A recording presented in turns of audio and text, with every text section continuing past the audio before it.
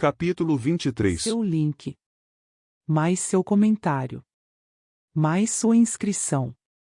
Mais seu compartilhamento. Faz esse conteúdo crescer. Nossa imensa gratidão. Meu regresso ao Tibete. Mensagem de Natal, de 1969 a 1970. Samael Aun Weor, Construindo Moléculas. René Dubos disse: o grande espetáculo da ciência continua ainda sendo representado, só que agora prossegue oculto, atrás de uma tela, sem auditório nem entendidos, apenas intervêm os intérpretes. Junto à entrada do cenário, alguns sequazes charlatães, mal informados, vendem ao público confusas imitações dos grandes ritos. Prometeu-se ao mundo milagres a preço módicos, porém já não participam dos gloriosos mistérios. A complexa matéria dos nossos corpos achava-se latente nos germens elementares atômicos no amanhecer da vida, porém desenvolveu-se muito lentamente com o desenrolar dos incontáveis séculos. É ostensível e manifesto que nos variados processos de transformação gradual da matéria orgânica intervêm sempre 4 tipos fundamentais de moléculas. Proteínas, encontradas entre as matérias estruturais mais importantes de todos os organismos. Evidentemente que, sob a forma de enzimas, servem realmente como catalisadores específicos, sem as quais as reações químicas vitais se desenvolveriam muito lentamente ou até, em absoluto, não o fariam.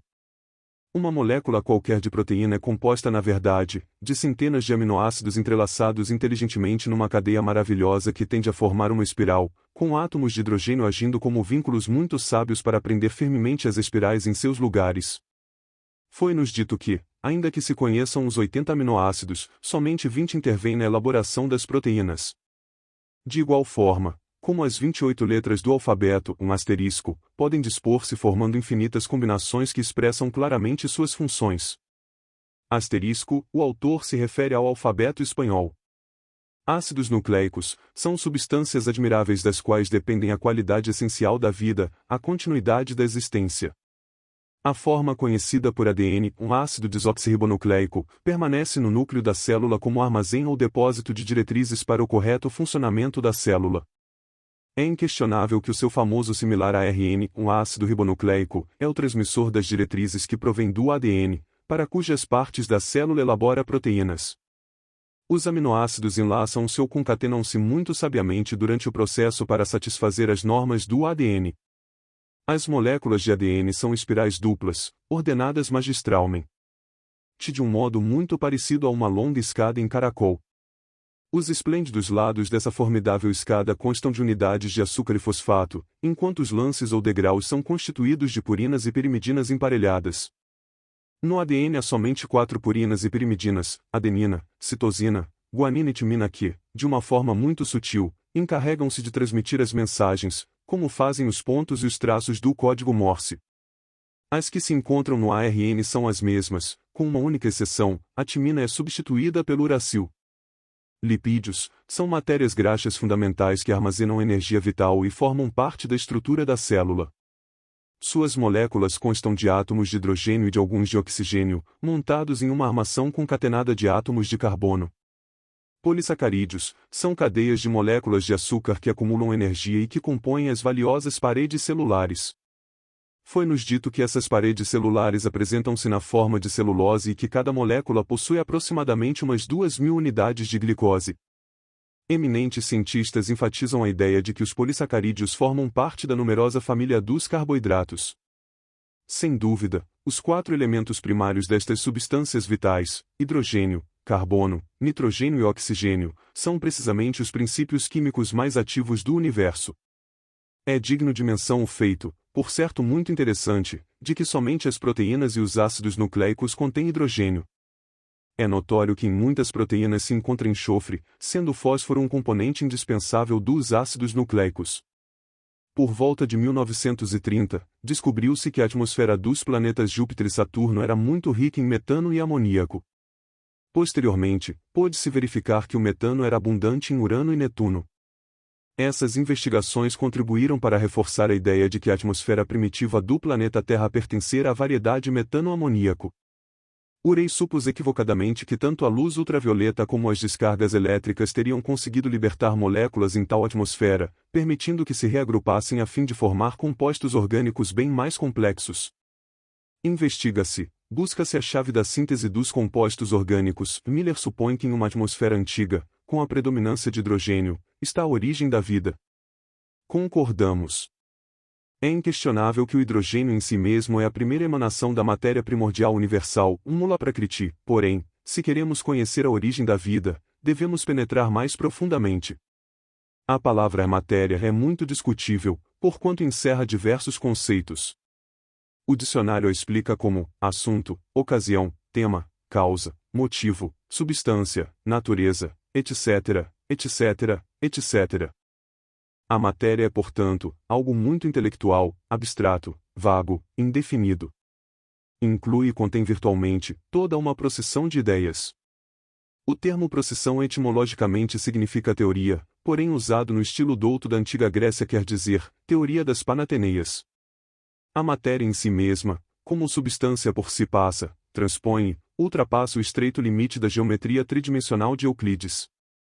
Realmente, os infinitos processos da matéria são multidimensionais.